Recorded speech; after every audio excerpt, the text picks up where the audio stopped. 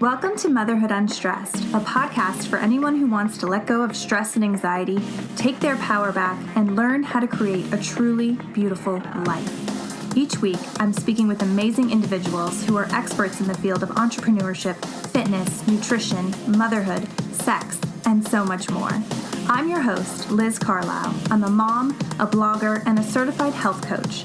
I'm obsessed with personal growth and change, and I've helped women all around the world regain alignment with what they truly value in life and remove the blocks preventing them from living their life to the fullest. If you're ready to stop living a half life and move fully into your power, then you're in the right place. Let's get started. Hey guys, Sam here. Liz has lost her voice, so I'm stepping in to introduce today's episode. In it, Liz speaks with private chef and Food Network star Samone Lett. Samone shares her difficult road to the top of the culinary world and how her faith got her through the darkest times.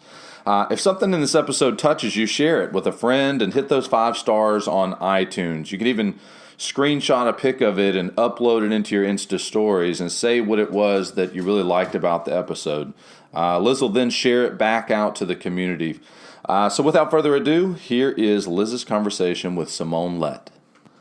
This episode is brought to you by Motherhood Unstressed CBD Supplements. If you are looking for a gift for someone, this just may be the perfect one. CBD is amazing for helping the body deal with anxiety, stress, sleep, and even seasonal affective disorder.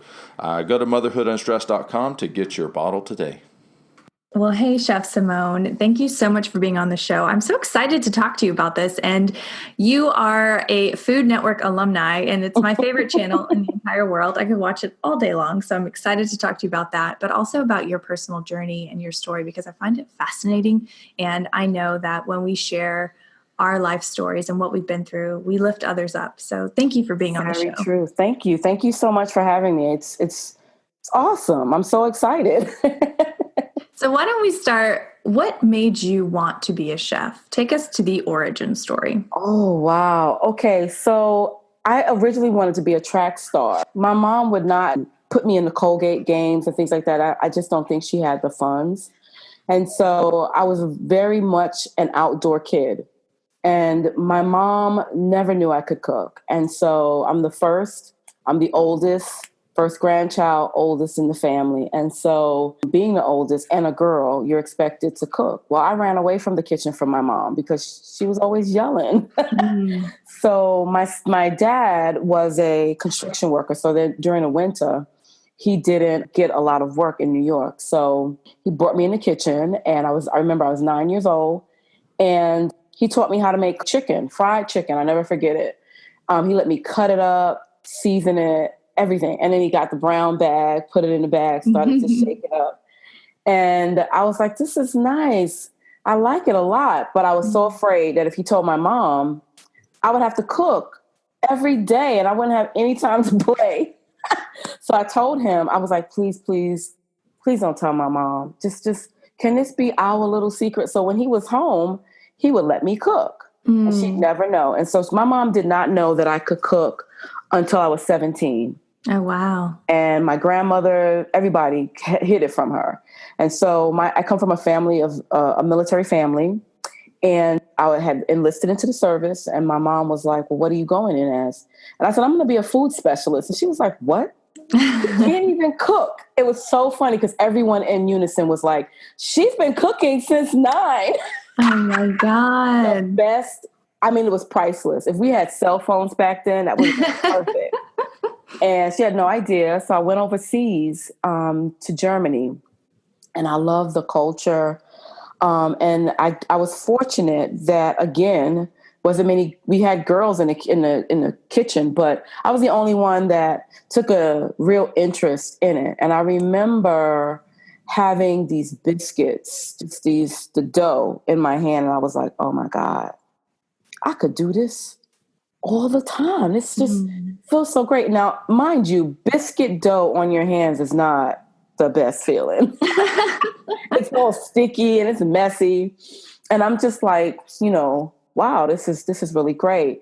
And then my sergeant gave me full reign into the kitchen. So I was able to do inventory, select the menus, do all of these things. And that's when I realized, yeah, you got something here. Mm-hmm. And so the KPs, which is our kitchen patrol help, they were German. So they taught me a lot of the German cuisine. I was across the street from a German restaurant. So I'd go across the street and kind of learn the schnitzel and the croquettes and all these different types of German foods.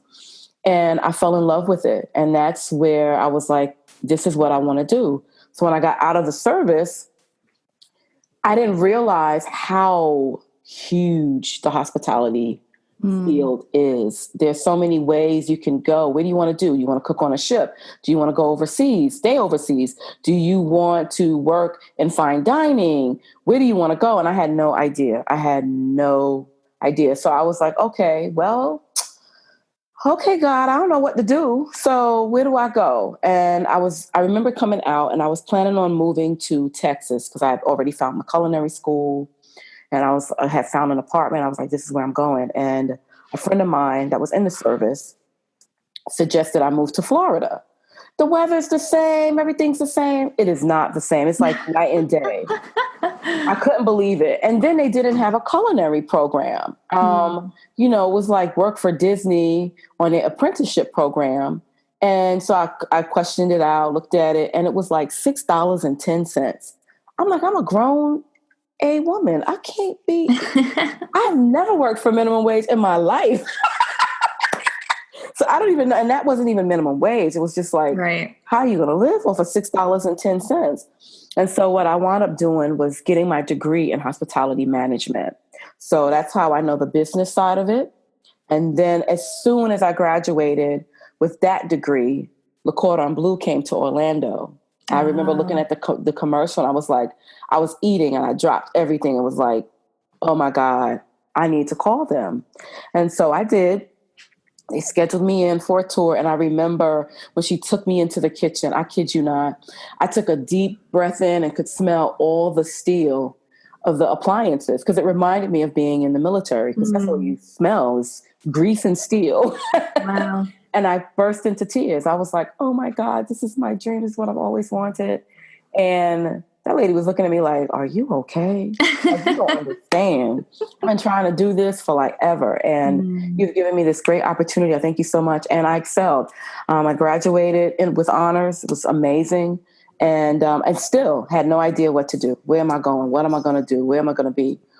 And so I worked behind the lines in the different restaurants. Did not like it. All the yelling and the cussing. And my type of personality, if you're going to yell at me and cuss at me, you're going to get yelled at and cussed back. And if you're going to throw something at me, I'm going to throw something back. Oh, wow. We will be in jail. So that was not for me. Yeah. And so I was like, okay, what do I do next? And an executive chef had pulled me aside and asked me, what about the cooking excites you? And so I told him, I want to see everything. I want to get in with the people. I want to create stuff for them and just transform the whole place. And he says, that sounds like banquets. So, okay. So I went to banquets. So I worked for Lowe's for a couple of years and a couple of other hotels in banquets. And that was not it was great. I learned how to do mass production again from the military as well, but it was on a higher end level. And so we did that, but I never got to interact with the clients. Like I didn't know who they were. I didn't interact with the guests. And so someone suggested catering. And so I was like, okay. So I'd gone into catering. Now this is all while I'm still in school. I'm still in school with this. And so I found a couple of catering places. And then there was one that I felt I could sink myself in. They would give me the opportunity for the front of the house and the back. And so I worked with him for a while and I got while I was in school, I was able to do my internship there. And so the moment I said to the chef, I want to do what you're doing, he immediately kicked me. He was like, okay, you got to get out of here. I can't have you in my kitchen. Why? My idea, because he thought I was going to steal his ideas. And see, this is what the deal was. So we would make the same food, and so he'd have like all these office projects, clients that we would send food out, especially for the holidays. So it would be the same menu. So we make the same exact food, same thing. His food would literally come back with complaints. Mine's never did. They would be like, we would love some more of so-and-so, and we would like to have you for blah, blah, blah. And he would be hot. So we'd go to these events, and he would put me in charge of all the food, and everything was taken care of. If he took over, it was just mayhem and foolishness. And so I think he was intimidated by that. And so in the middle of, I think I had maybe a couple of months, maybe 2 months, or maybe a month, 30 days or so, he kicked me out. And I was like, dude, you're going to mess up my school. I got, I need a certain amount of hours. And I had he had a full catering where it included wedding planning, decor, everything. And so the wedding planner took to me. I never forget, her name was Michelle. And she took me in and she said, don't worry about him. I will take care of all your paperwork. It's going to be fine. Don't worry. You'll just work here in the front with me. So she taught me the front of the house. So I learned how to do timelines for brides. I understand the timing when things are supposed to be done. I understood how tables are supposed to be set, what fluff is. Nobody knew what that was. I was like, what's a fluff? Oh, this is just fabric. You just make the tables pretty. I had no idea, because as a chef or a cook, you only know what's going on that end, on that side of the world. So I was blessed to be able to learn both sides, the front and the back. And that's what helped my company. That's what still helps my company to date. But so we graduate, it's time, I'm done. And I still like, I can't start my own catering business. I don't have catering money. I don't have that. And we had certain people would come into our school during the job fairs. And this one particular chef came in. Her name's Chef Candy. She started an organization called American Chef Private and Personal Chef Association. I never heard of a personal chef, never heard of a private chef. I always thought that, people that were coming into your homes, they were butlers. I didn't know that they had cooks too that came and cooked in the homes. And she was like, I have been a personal chef for X amount of years, and I started my own company. And I was like, wait, hold up. A personal chef, I can come out of school, join your organization, and go into people's homes with my grandmother's recipes and the recipes I learned in culinary school and cook in their house for myself.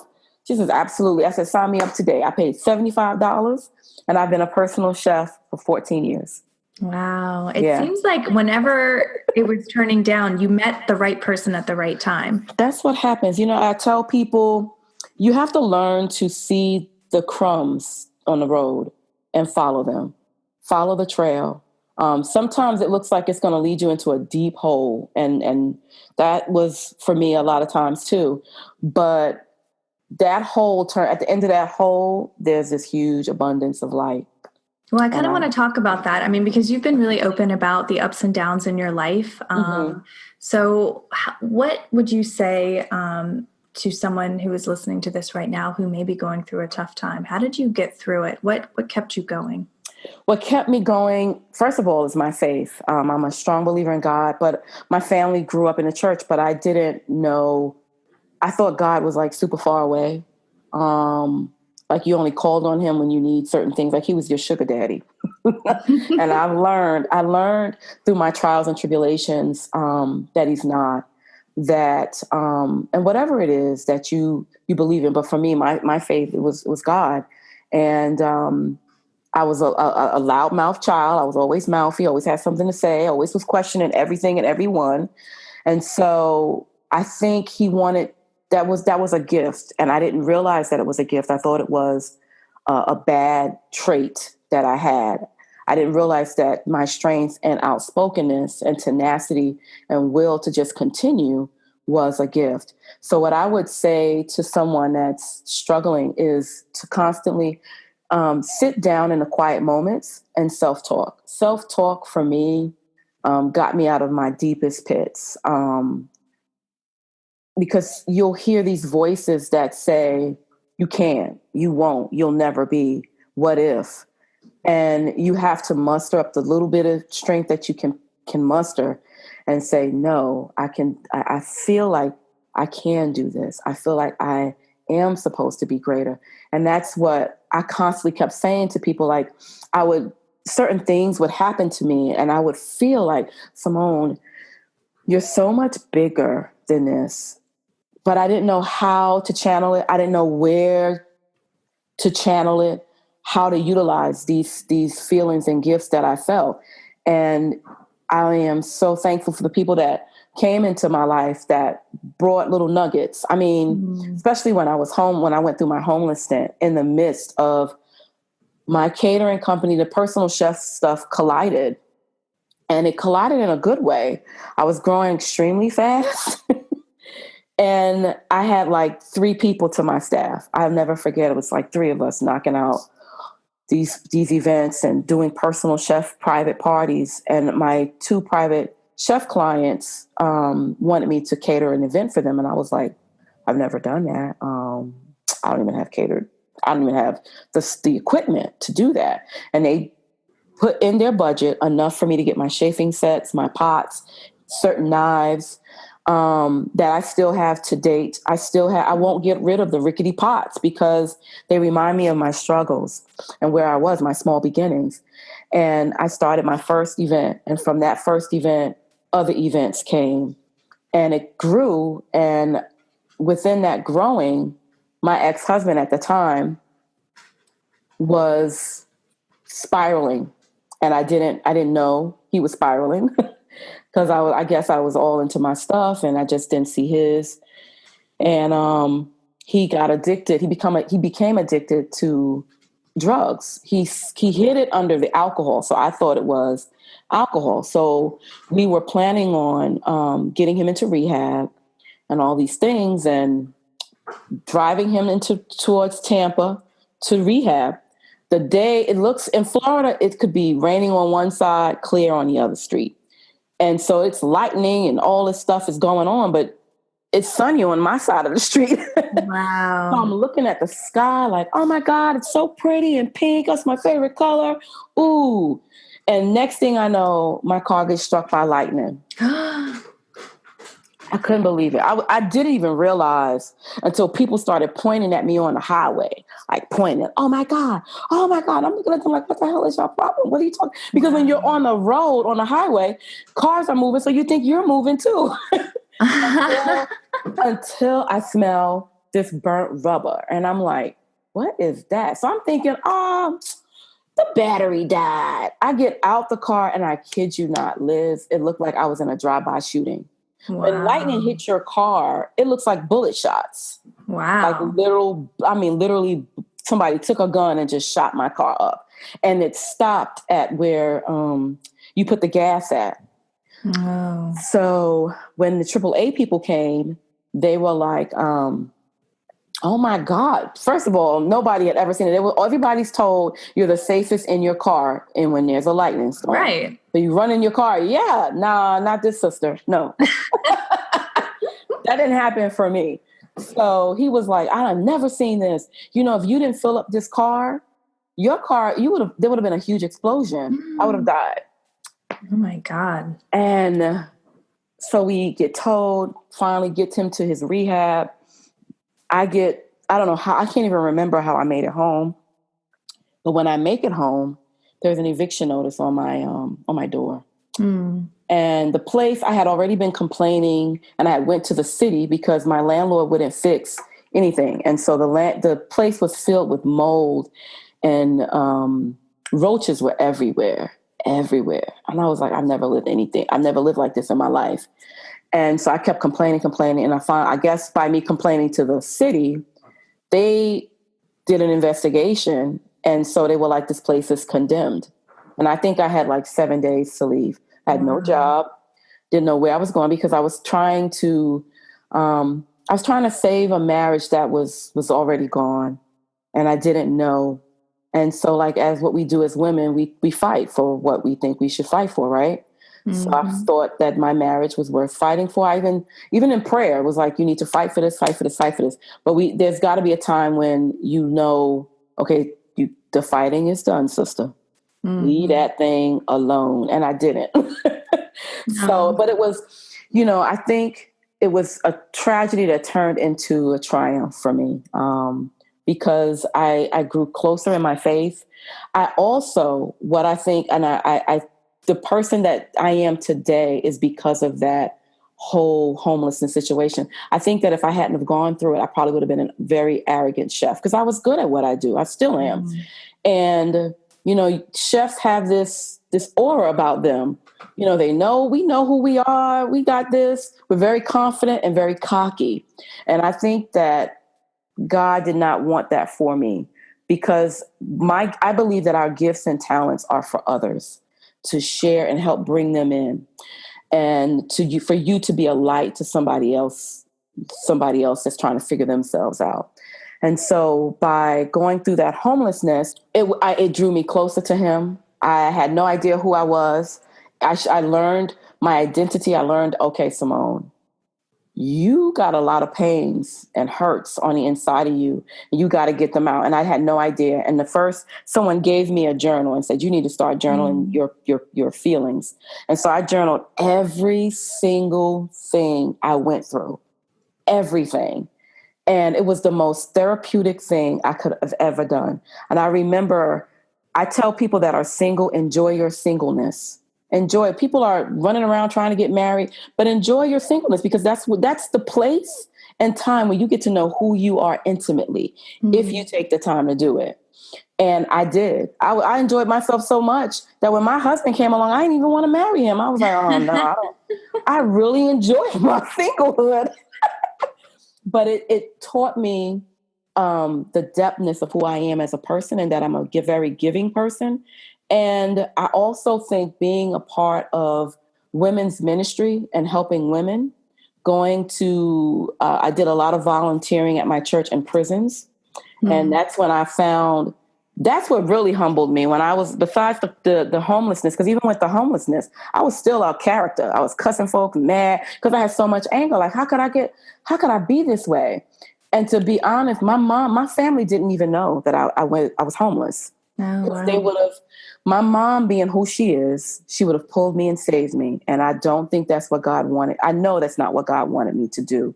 He didn't want anybody to come save me. He wanted to save me, because otherwise I'd have been depending on people as my source. And my mom did not know I was homeless until I got that book, until I wrote the book and gave it to her.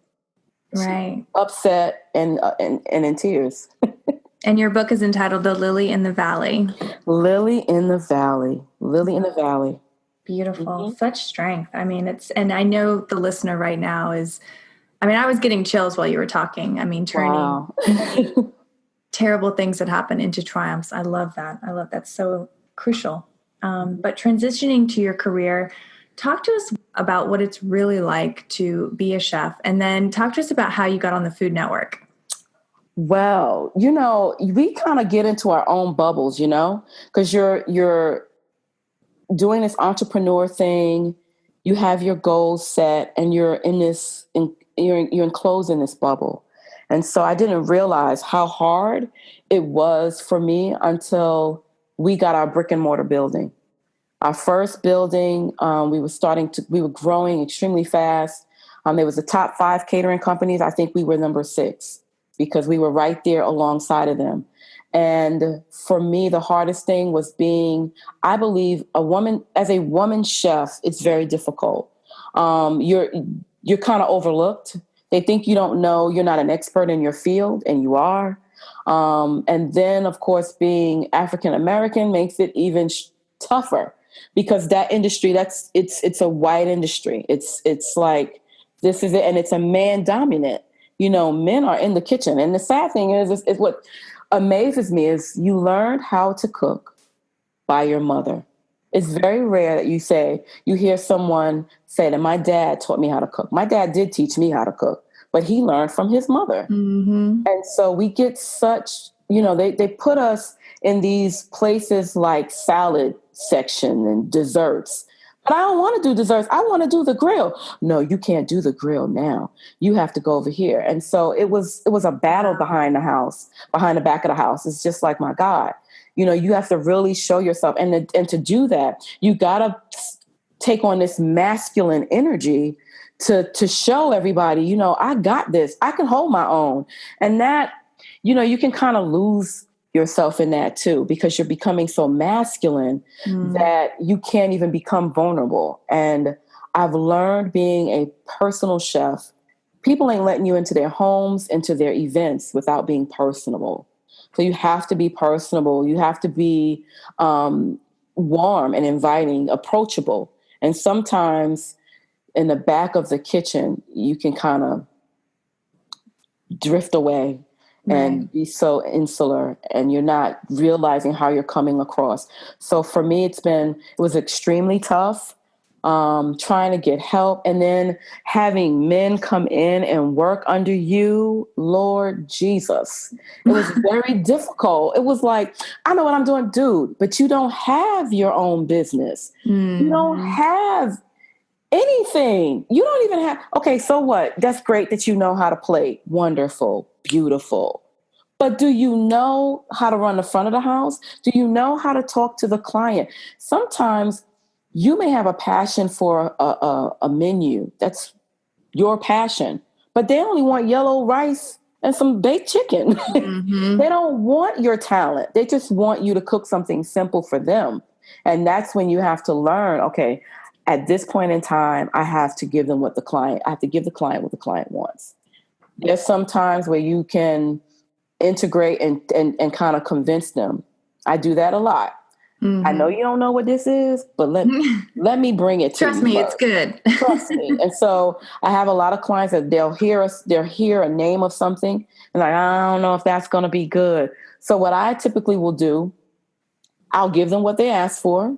And then I'll also present what I wanted them to have, what I ultimately want them to have. And 9 times out of 10, they're going to take what I want. Right. Instead of me fussing and fighting and, trying to get them to see my point. My flavors and my food will speak for me. Yeah. But it's tough as a woman. But what I'm grateful to see is that we're our voices are being heard. We're coming out of the shadows, and it's just so cool to see.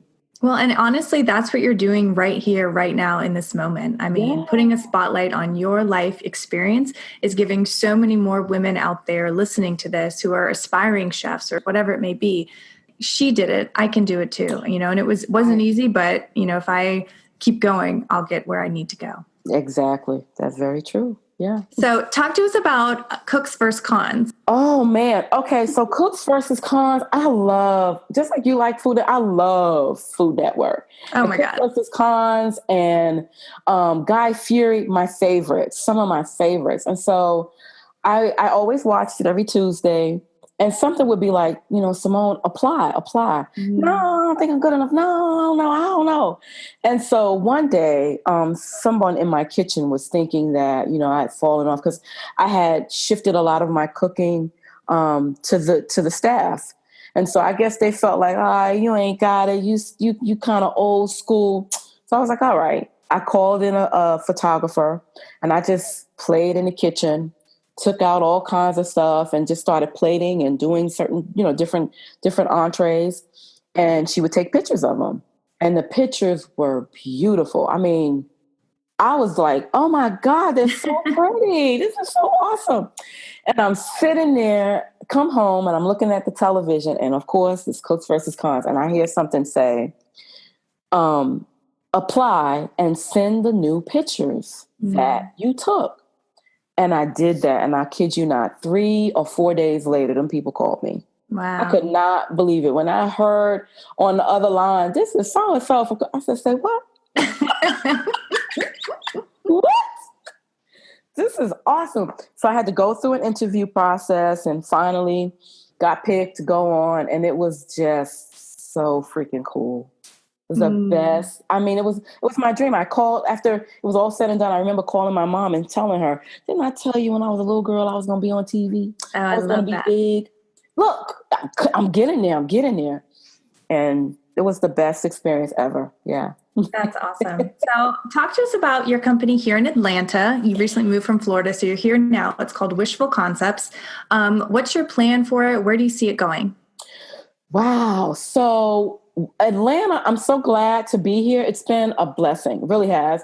The people here are amazing. The energy, the collaboration is phenomenal. And that, when I came last year just to visit some friends and kind of see if this was something we were going to do, I noticed that.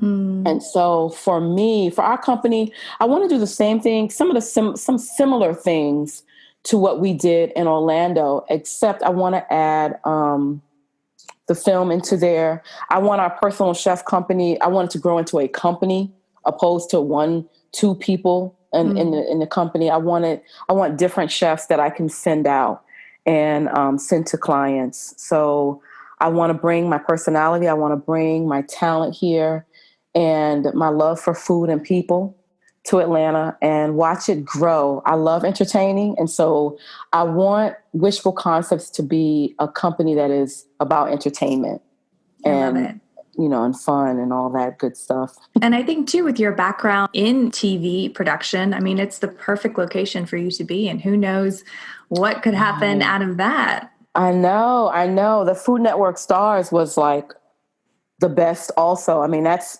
from Cooks versus Cons. I was able to get on Food Network Star because of that. They were like, we love your personality and you were so great there. And it was just an amazing experience. I got to meet some phenomenal chefs that have become really close friends. So I'm really grateful for all of that. So I'm looking forward to shaking up Atlanta and seeing what's there and what's good and meeting fantastic people, including amazing chefs that I've already been fortunate enough to meet just last year.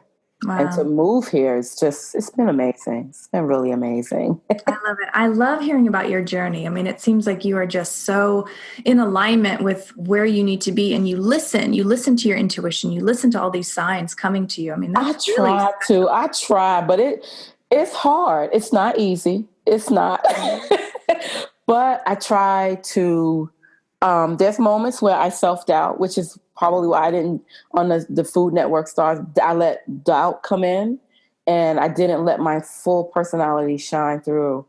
Beautiful. So beautiful. Well, I do have some rapid fire questions for you. I always end the interview this way. Okay. Okay, so let's do it. Cooking to me is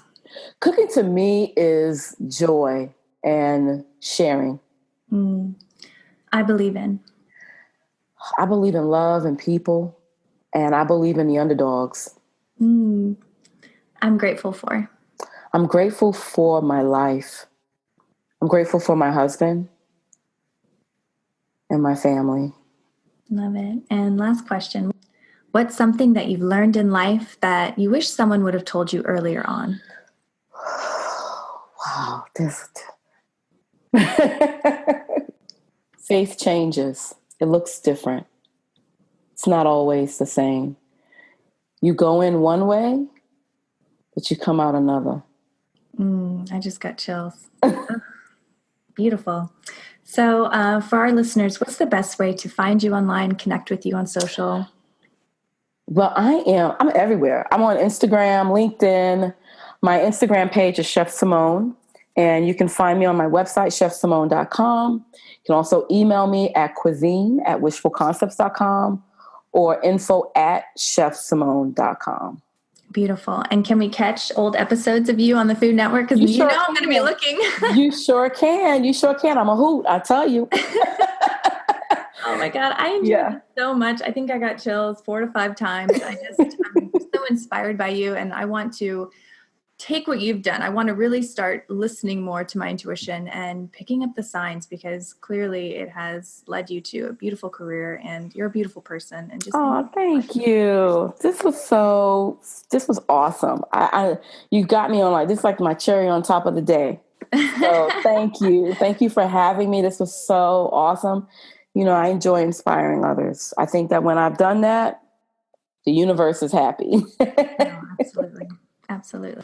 I hope you enjoyed this episode with Samone Lett. If something in this episode touched you, make sure to give it those 5-star rating, post it on your Insta story, tag Liz in Motherhood Unstressed, and she will share it back out with the community.